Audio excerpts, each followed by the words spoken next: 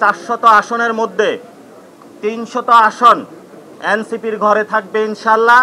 এবং এবারই এনসিপি পার্লামেন্টে জাতীয় সরকার গঠন করবে। আজকে দেশবাসীর সামনে দেখাচ্ছি আমরা নির্বাচন যে সাংবিধানিক প্রতিষ্ঠান রয়েছে তাতে আমরা দরখাস্ত করেছি। পার্লামেন্ট এখন খালি রয়েছে।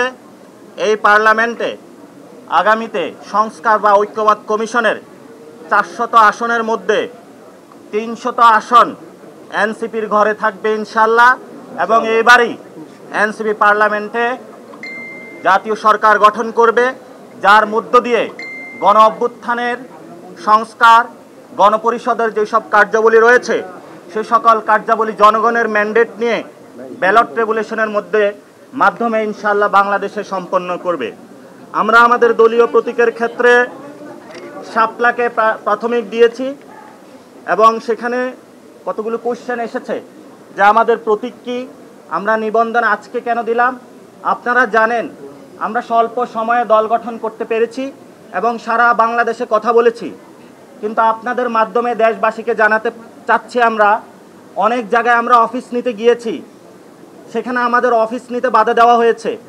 অনেক জায়গায় আমরা কমিটি গঠন করতে গিয়েছি, সেখানে ছল ছাতুরির আশ্রয় নেওয়া হয়েছে।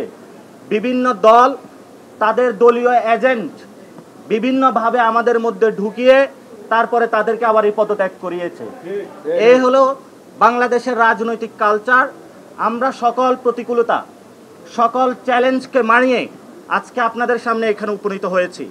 বাংলাদেশে যেভাবে 5 তারিখে গণ অভ্যুত্থানে বাংলাদেশের মানুষের জয় হয়েছিল, আগামীর পার্লামেন্ট ভোট ব্যাংকে এনসিপির শাপলা প্রতীকে পুরো বাংলাদেশের মানুষ জয় জয়কার করে দিবে।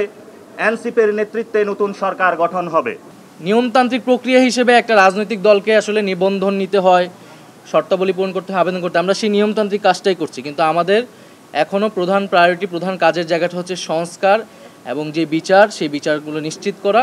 এবং গণ অভ্যুত্থানের যে আকাঙ্ক্ষা ছিল, এবং আমরা জানি যে আপনারা জানেন যে জুলাই আসতেছে সামনে, এবং সেই জুলাই মাসে যাতে আমরা আমাদের সেই গণ অভ্যুত্থানের আকাঙ্ক্ষাগুলোর যে বাস্তবায়ন, এবং গত 1 বছরের মধ্যে আমরা আসলে কেন পারলাম না, আমাদের সীমাবদ্ধতাগুলো কি, এবং এই সরকার থাকা অবস্থায় সামনের সময়গুলো আমরা কিভাবে কাজে লাগিয়ে সেই দাবিগুলো পূরণ করব, সে বিষয়ে আমরা কাজ করব।